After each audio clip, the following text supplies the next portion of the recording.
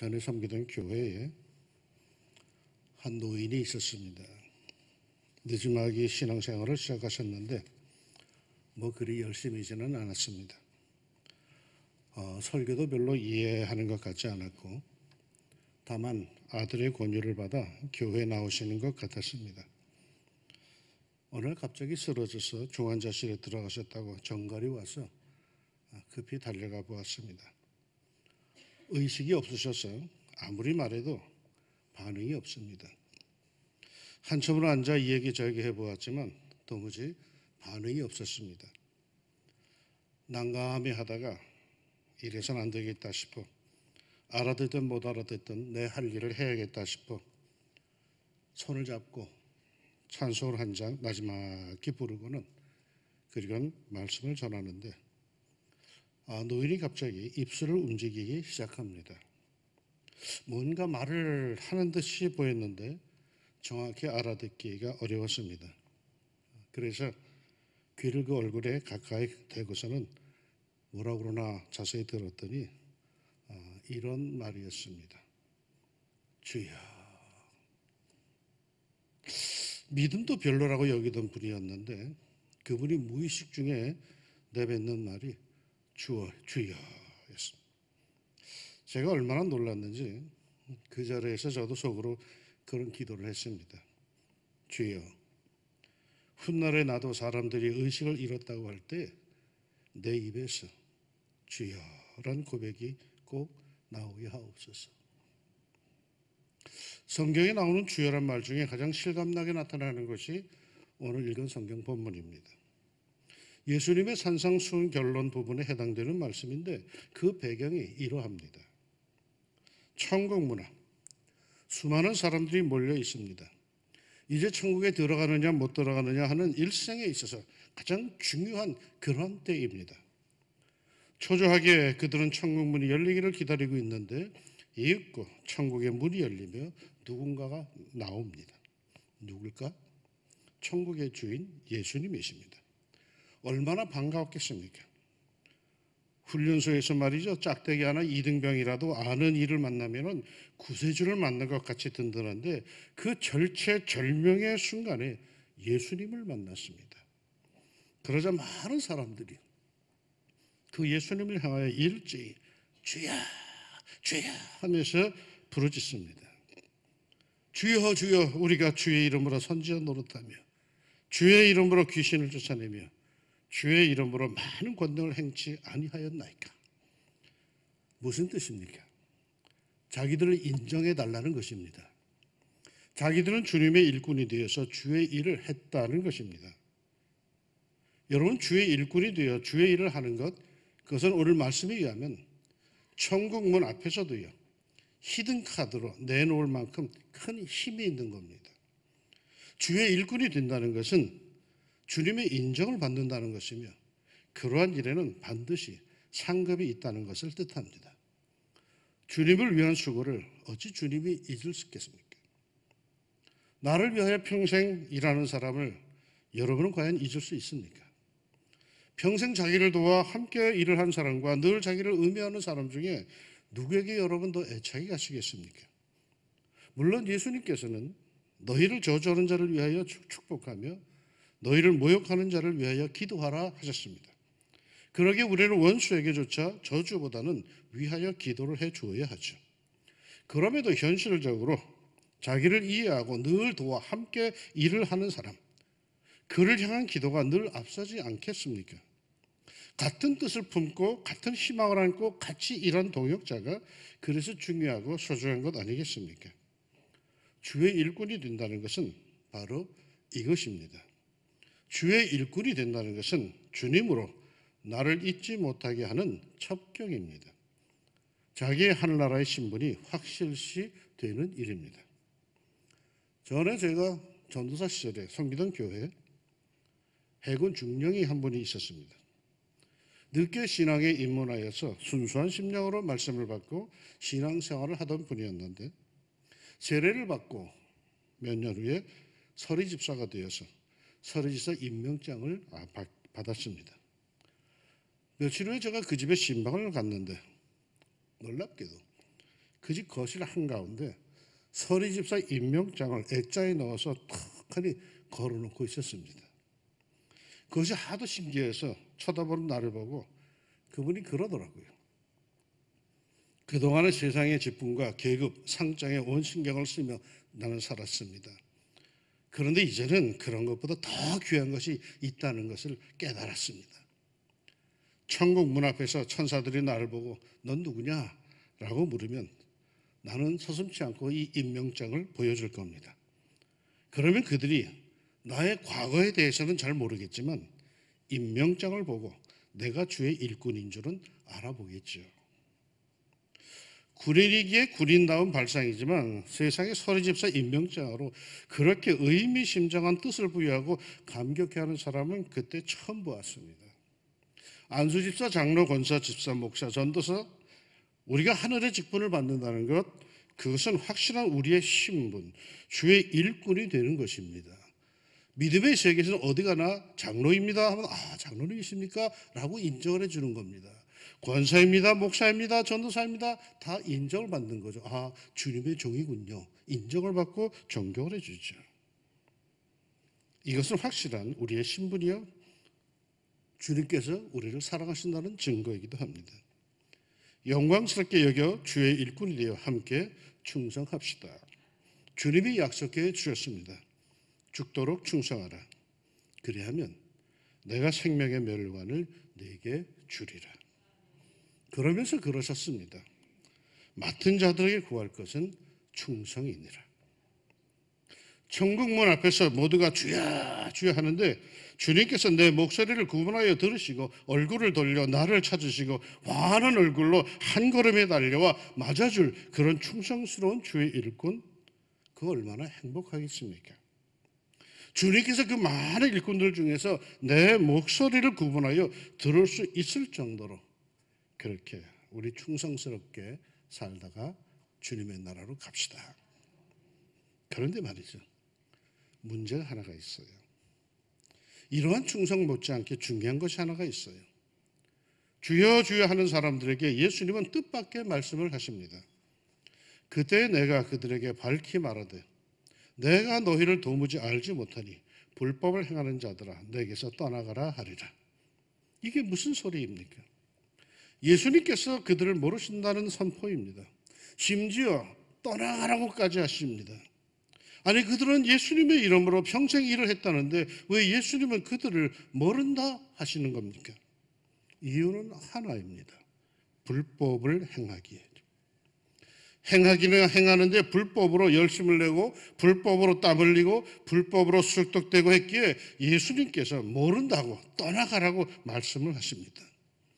이런 불법은 아무리 열심을 내도 주님께 가까이 다가갈 수 없습니다. 그럼 도대체 어떻게 살라는 겁니까? 21절에 나더러 주여 주여 하는 자마다 천국에 들어갈 것이 아니요 다만 하늘에 계신 내 아버지의 뜻대로 행하는 자라야 들어가리라. 천국의 주인 주님을 안다고 해요 주여 주여 부르짖는다고 천국 가는 것이 아니라 하나님의 뜻대로 그 말씀대로 살아야, 그리 행해야 천국에 들어갈 수 있다는 것입니다. 열심히 사는 것 중요합니다. 그러나 그보다 더 중요한 것은 하나님의 뜻대로 사는 것입니다. 열심히 일하는 것 중요합니다. 그러나 그보다 더 중요한 것은 하나님의 뜻대로 일하는 것입니다. 제 욕만 지 하고 싶은 대로 하는 것이 아니라 정말 주님께서 원하시는 것이 뭔지 그렇게 살피며 사는 이가 정말 하나님의 인정을 받는 것이랍니다. 그저 고민하면서 이게 주님의 뜻, 내 뜻 막 갈등을 벌이면서 그러면서는 마침내 주님의 뜻을 따라가는 그 사람, 자기를 죽이고 주님을 따라가는 그 사람이 자기를 부인하고 십자가를 지고 가는 사람이라는 것이죠. 어쩌면 우리 가운데 열심히 일을 하고도 인정받지 못하는 사람들이 있을런지도 모릅니다. 내가 열심을 내는 것 정말 주님께서 기뻐하시는 하나님의 뜻대로 말씀대로 사는 것인지 우리는 종종 가던 길을 멈추어 서서 자신을 돌아보고 살펴보아야 합니다. 내가 나를 부인하고 있는지, 내가 내 십자가를 지고 있는지, 내가 하고 싶은 대로 살아온 건 아닌지. 주님께서 말씀하신 대로 우리는 그리로 달려가야 합니다. 비록 당장에 힘들고 갈등이 생기고 벅차도 우리가 누굽니까? 하나님의 자녀, 그리스도의 일꾼 아닙니까? 용서하라, 주라, 사랑하라, 미워하지 말고 기도하라 하는 주의 벅찬 말씀, 솔직히 마음에 그리하고 싶지도 않는 그런 말씀에 순종과 실천을 위해 우리는 힘을 써야 하는 겁니다. 그게 법대로 규칙대로 평생 주의 일하며 사는 주의 일꾼인 것이죠. 어느 초등학교에서 시험을 치릅니다. 담임 선생님이 아이들을 감독하는데 평소 공부를 잘하는 아이가 시험을 봤다 하면 100점을 맞는 아이가 답안 하나를 못 쓰고 쩔쩔매고 있었습니다. 아무리 생각해도 생각이 안 나는 모양입니다. 그러자 그 옆에 짝꿍 이 아이 옆구리를 쿡 찌르면서 이거 봐, 자기 답안지를 보여줍니다. 그러자 그 아이는 자존심이 상하는지 안 보려 하고 짝꿍은 또 그게 안쓰러워서 또 쿡 찌르고 그러도 안 보겠다고 하고 계속 이거 보고 써라 안 보겠다 하고 싸우더니 결국에는 흘끔 보고 그리고는 그 답을 쓰는 것이었어요. 아이고 저놈이 결건 졌구나 하고 선생님은 가슴이 절렁하면서도 모른 척 했습니다. 그런데 아이들이 시험 답안지를 다 낼 때까지 이 아이가 얼굴이 벌개져서 그대로 앉아있더니 다른 아이들이 다 내고 난 다음에 맨 끝으로 답안지를 갖다 놓으면서 선생님한테 이렇게 말하는 겁니다. 선생님, 빵점 주세요. 제가 하나 보고 썼습니다. 그러자 선생님이 그 아이를 와라 끌어안으면서 내가 불법을 이기려고 얼마나 애를 쓰는지를 내가 보았다. 너는 이겼어. 너는 정직하다 하면서 울었다고 합니다. 예수님이 보고 계십니다. 자기가 정말 예수의 제자요 하나님의 자녀라고 확신한다면 이거 하나 분명합니다. 주님이 보고 계십니다. 주님이 다 아십니다. 그러니 힘들더라도 더욱 용기 내어 정직하게 말씀대로 삽시다. 그동안 우리에게 주신 말씀들 결코 쉬운 숙제는 아닙니다. 그러나 우리가 감당해야 할 것들이기에 예수님께서는 우리에게 말씀하신 것입니다. 보세요. 바로 이어서 24절부터 예수님은 집 짓는 비유를 말씀하십니다. 반석 위에 집을 짓는 이가 있고 모래 위에 집을 짓는 이가 있답니다. 이 집을 짓는 재료에 대해서는 아무런 말씀을 안 하십니다. 그 집을 짓는 기술에 대해서도 아무런 말씀 안 하셨습니다. 흙으로 만든 집인지 벽돌이나 콘크리트로 된 집인지 아니면 대리석 같은 좋은 재료로 만든 집인지 일조도 주님은 언급하지 않습니다. 집의 규모와 크기에 대해서도 역시 언급이 없으십니다. 예수님께서 중시하시는 것, 이것만은 반드시 점검해야 한다고 말씀하신 것 딱 하나가 있습니다. 그건 기초입니다. 어디 위에 짓는가입니다. 그런데 말이죠. 왜 불법을 행하지 말고 하나님의 뜻대로 살아야 한다 하시고는 곧바로 이어서 이 집 짓는 비유를 말씀하시는 걸까요?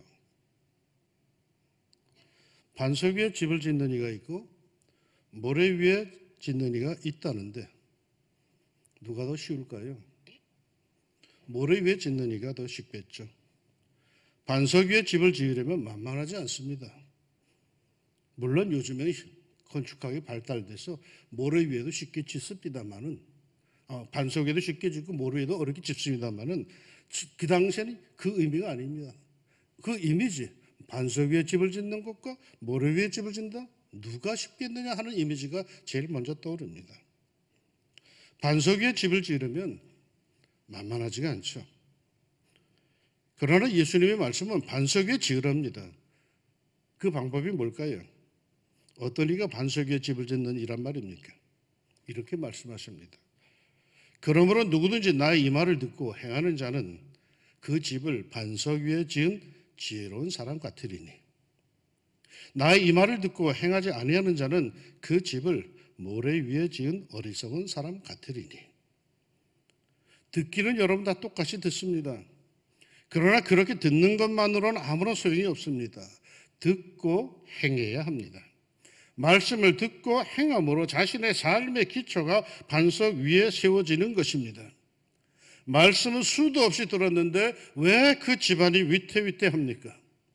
집안에 들어서면 온통 성구의 액자로 도배하다시피 했는데 왜 그 집안이 어둡습니까? 평생을 설교 들었는데 왜 그 인생이 위태위태합니까? 그 사람 성경책을 펴보면 여기저기 빨간 줄이 쫙쫙 그어져 있는데 왜 그 사람은 불안하기 짝이 없습니까? 듣기만 했지 행함이 없어요. 오늘 본문에서 행하지 아니하는 이라는 말은 원어상 행동의 즉각성을 강조하는 단어랍니다. 깨달은 즉시 실천해야 한다는 말이죠. 깨닫기는 하면서 은혜 받았어라고 하면서 실천하는데 즉각적이지 못하다는 거예요. 성질도 급하고 말도 빨리 하는데 유독 주님의 말씀에 순종하는 것만은 얼마나 더딘지 몰라요. 생각만 하고 주일 오전에 마음에 독을 품고 살지 맙시다라는 말씀을 듣고도 그날 오후에 성도들에게 가족들에게 독을 뿜어댄다면 그 설교는 뭐 때문에 듣는 겁니까? 서로 사랑하자라고 설교를 듣고 예배 마치자마자 회의를 하면서 언성을 높이며 싸운다면 도대체 말씀은 그에게 무슨 관계가 있는 겁니까? 그 인생은 기초가 위험한 거죠. 우리 교회 기초가 뭡니까? 116년의 역사의 우리 교회가 기초가 뭡니까? 그동안 서로 사귀어온 끈끈한 정입니까? 어릴 적부터 유지되어 온 선후배 사이입니까? 그게 무슨 소용이 있습니까? 우리 교회가 흔들리지 않는 교회, 세파의 경륜 속에서도 이 코로나의 혼란함 속에서도 흔들리지 않고 주님의 교회로 든든히 서나가는 기초는 다른 것이 아닙니다. 성도들이 하나님의 말씀을 듣고 곧바로 실천 순종함에 있습니다. 말씀대로 살아야겠다는 결단이 있는 겁니다. 우리 모두 하나님의 말씀을 들었으면 우리는 즉각 순종해야 합니다. 교회가 무서운 게 뭡니까? 이것이 하나님의 뜻이다, 이것이 하나님의 말씀이다 하면은 목숨을 걸고서라도 그걸 지켜내려는 그 자세가 무서운 겁니다. 그리스도인이 왜 무섭습니까? 평상시 양 같던 이가 이게 주님이 내게 주신 소명이야 사명이다 싶으면 목에 칼이 들어와도 포기하지 않고 고집부리는 그게 무서운 겁니다. 그게 영적인 권위요, 그게 권세이죠. 그런데 요즘 교회는 이러한 무서움이 권세가 사라졌어요. 거기다 세상 눈치만 보여. 심지어 코로나 기간에 보니까 세상을 향해서 교회가 미안합니다, 죄송합니다 이렇게 하고 있어요. 권세가 없어요. 왜? 하나님의 말씀을 듣고 순종 실천하려는 것보다 자기 개인의 안일과 편안함과 그리고 자기의 주장과 고집이 더 중요하기에 말씀이 뻗어나가지 못하고 있기 때문이죠. 이른바 기초가 부실한 거예요. 지식이 부족해서가 아닙니다. 설교를 듣지 않아서 그런 것도 사실 아닙니다. 듣고도 행함이 없어서 그런 겁니다.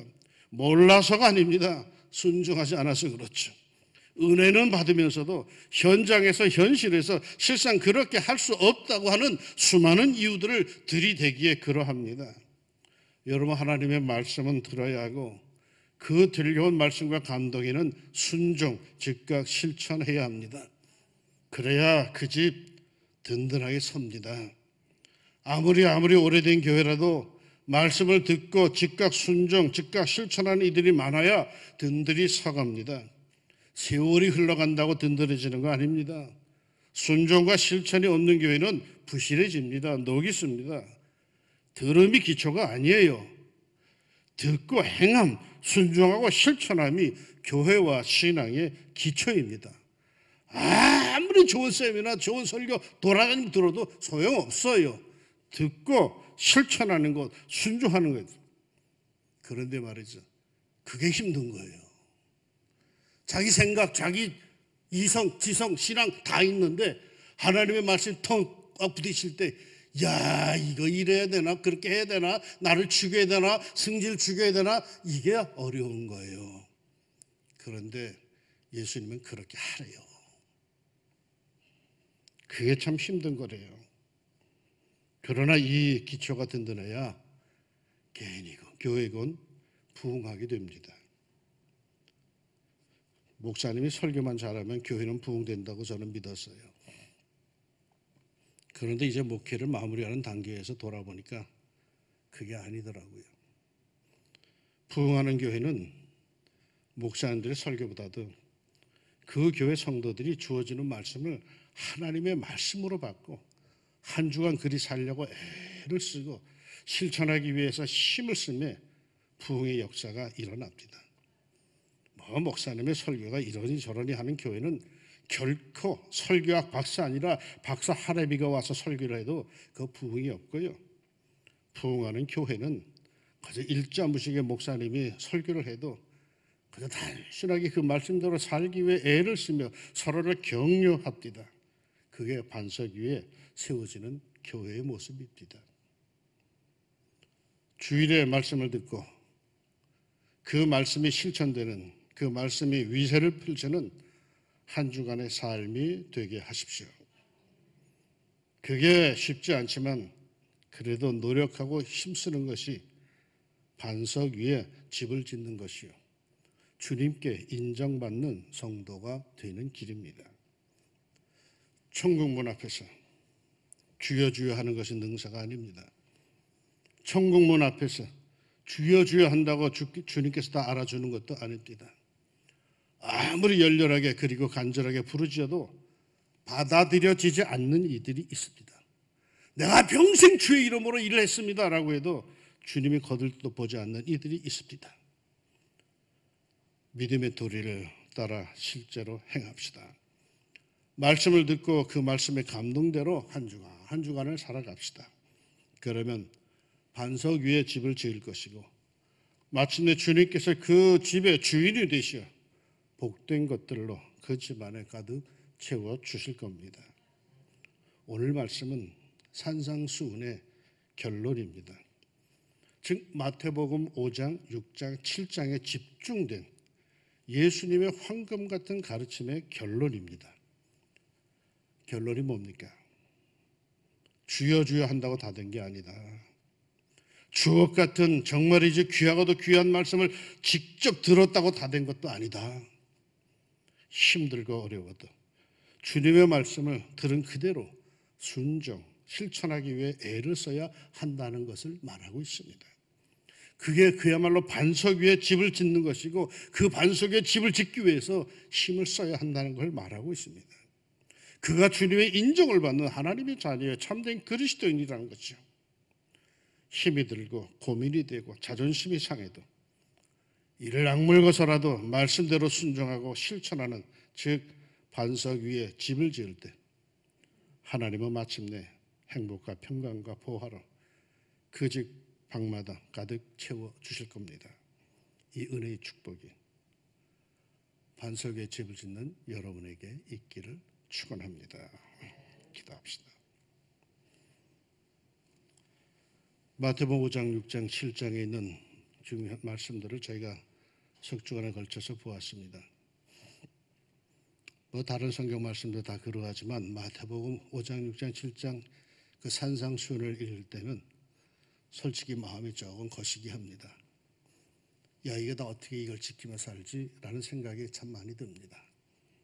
그런데 결론으로 주님이 말씀하시기를 주여 주여 할 것 능사가 아니다.